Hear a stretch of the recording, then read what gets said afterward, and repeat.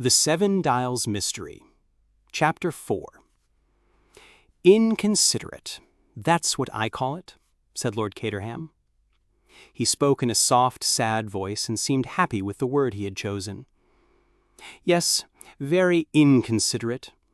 I often find that these men who made their own money are inconsiderate. Maybe that's why they get so rich. He looked sadly at his family's land, which he now owned again. His daughter, Lady Eileen Brent, whose friends called her Bundle, laughed. "You'll definitely never get rich," she said, "but you did well from old Coot by getting this place from him. What was he like? Did he look nice?" "He was one of those big men," said Lord Caterham, shivering a little. "He had a red, square face and gray hair. He was strong, you know. What they call a powerful person. The kind of man you would get if a steamroller became a person." "Kind of tiring?" Bundle asked kindly. "Very tiring. He had all the most boring good qualities, like being serious and on time. I don't know which is worse, powerful people or serious politicians. I much prefer happy, not-so-good people." "A happy, not-so-good person wouldn't have been able to pay you the price you asked for this old, ugly house," Bundle reminded him. Lord Caterham flinched. "I wish you wouldn't use that word, Bundle. We were just getting away from the topic." "I don't know why you're so sensitive about it. After all, people have to die somewhere." "They don't have to die in my house," said Lord Caterham. "I don't see why not. Many people have. So many old, boring great-grandfathers and grandmothers." "That's different," said Lord Caterham. "Of course, I expect Brents to die here. They don't matter. But I don't like strangers dying here. And I especially don't like official investigations. This will become a habit. This is the second one. Do you remember all the trouble we had 4 years ago? For that, I blame George Lomax completely. And now you're blaming poor old Coot. I'm sure he was just as upset about it as anyone else." "Very inconsiderate," said Lord Caterham stubbornly. "People who are likely to die like that should not be asked to stay. And you can say what you want, Bundle, but I don't like official investigations. I never have, and I never will." "Well, this wasn't the same as the last one," said Bundle to calm him down. "I mean, it wasn't a murder. It might as well have been from all the fuss that stupid inspector made. He has never gotten over that case 4 years ago.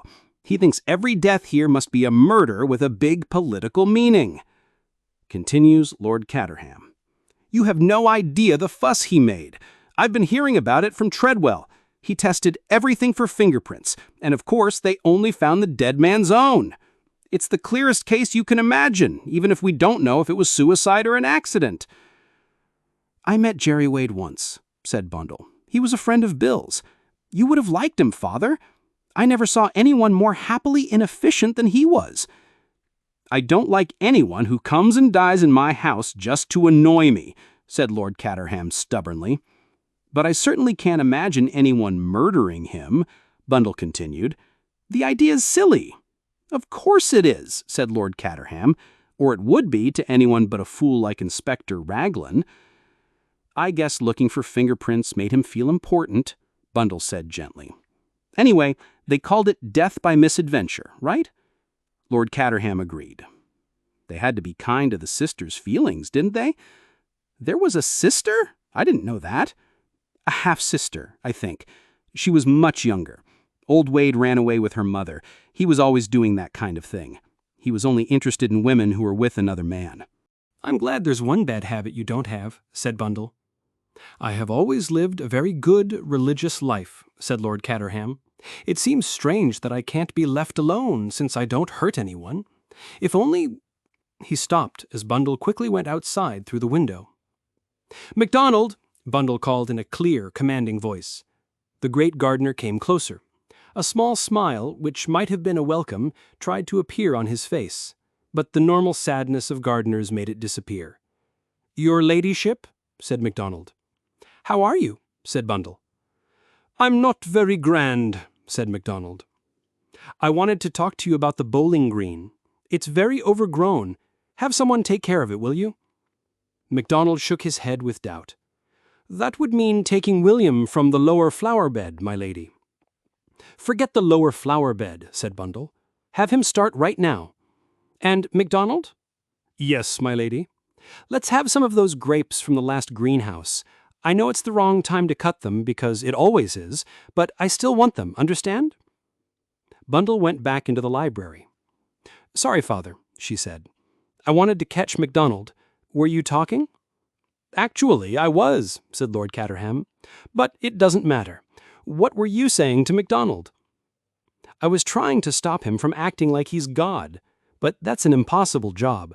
I think the Coots might have made him worse. MacDonald wouldn't care at all about the most powerful person. What is Lady Coot like?" Lord Caterham thought about the question. "She's a lot like my idea of an old famous actress," he said finally. "I think she liked to do a lot of amateur plays. I believe she was very upset about the clock thing." "What clock business?" "Treadwell just told me. It seems the people at the party had a joke. They bought a lot of alarm clocks and hid them in that young Wade's room. And then, of course, the poor guy was dead. That made the joke feel horrible." Bundle nodded. "Treadwell told me something else strange about the clocks," Lord Caterham continued, now enjoying himself. "It seems that someone collected them all and put them in a row on the fireplace after the poor man was dead." "Well, why not?" said Bundle. "I don't see why not either," said Lord Caterham, "but it seems there was some trouble about it. No one would admit to doing it, you see. All the servants were asked, and they promised they hadn't touched the awful things. In fact, it was a mystery, and then the person in charge of the investigation asked questions, and you know how hard it is to explain things to people like that." "It's completely awful," Bundle agreed. "Of course," said Lord Caterham, "it's very hard to understand things after they happen. I didn't quite get the point of half the things Treadwell told me. By the way, Bundle, the man died in your room." Bundle made a face. "Why do people have to die in my room?" she asked, a little angry. "That's exactly what I've been saying," said Lord Caterham, feeling he had won the argument. "Inconsiderate. Everyone is so inconsiderate these days." "Not that I care," Bundle said bravely. "Why should I?" "I would care," her father said. "I would care a lot. I would dream about things, like ghost hands and clanking chains." "Well," said Bundle, "Great Aunt Louisa died in your bed. I'm surprised you don't see her ghost floating above you." "I do sometimes," said Lord Caterham, shivering, "especially after reading Lobster." "Well, I'm glad I'm not superstitious," said Bundle. But that evening, as she sat in front of her bedroom fire in her pajamas, she kept thinking about that happy, empty-headed young man, Jerry Wade. It was impossible to believe that someone so full of life would kill himself on purpose. No, the other idea must be correct. He had taken a sleeping medicine and accidentally took too much. That was possible. She didn't think Jerry Wade was very smart. She looked at the fireplace and started thinking about the story of the clocks. Her maid had just heard the story from the second housemaid and was full of details. Her maid had added one detail that Treadwell apparently didn't think was important enough to tell Lord Caterham, but it made Bundle curious. 7 clocks had been put neatly on the fireplace shelf. The last, 8th clock, was found on the grass outside, where it had clearly been thrown from the window. Bundle thought about that point now. It seemed like such a strange, pointless thing to do. She could imagine that one of the maids might have tidied the clocks and then, scared by all the questions, lied and said she didn't. But surely no maid would throw a clock out the window into the garden. Did Jerry Wade do it when its loud sound first woke him? But no, that was also impossible. Bundle remembered hearing that his death must have happened early in the morning, and he would have been unconscious for some time before that. Bundle frowned. This thing with the clocks was strange. She had to find Bill Eversley. She knew he had been there. For Bundle, to think was to do. She got up and went to the writing desk. It was a desk with a design on it and a top that rolled back. Bundle sat down at it, pulled a piece of paper towards her, and wrote, "Dear Bill." She stopped to pull out the bottom part of the desk. It was stuck, just like she remembered it often was. Bundle pulled on it without patience, but it didn't move. She remembered that before a letter had been pushed back with it and was stuck. She took a thin paper knife and put it into the small crack. She was successful, and a corner of white paper appeared. Bundle grabbed it and pulled it out. It was the first page of a letter, a little wrinkled. The date was the first thing Bundle saw. It was a big, fancy date that stood out on the paper. September 21st. September 21st, she said slowly. Why, that was the day... She stopped. Yes, she was sure of it. The 22nd was the day Jerry Wade was found dead. So this was a letter he must have been writing on the very night of his death. Bundle smoothed it out and read it. It was not finished. My darling Lorraine, I will come down on Wednesday. I feel very healthy and happy with myself. It will be wonderful to see you. Look, please forget what I said about that 7 dials thing. I thought it was going to be a kind of joke, but it's not. I'm sorry I ever talked about it. It's not the kind of thing kids like you should be involved in. So forget about it, okay? There's something else I wanted to tell you, but I'm so sleepy I can't keep my eyes open. Oh, about Lurcher, I think... Here the letter stopped. Bundle sat with a frown. 7 dials. Where was that? She thought it was a poor part of London. The words 7 dials reminded her of something else, but she couldn't remember what. Instead, she focused on 2 phrases. Am feeling healthy, and I'm so sleepy I can't keep my eyes open. That didn't make sense.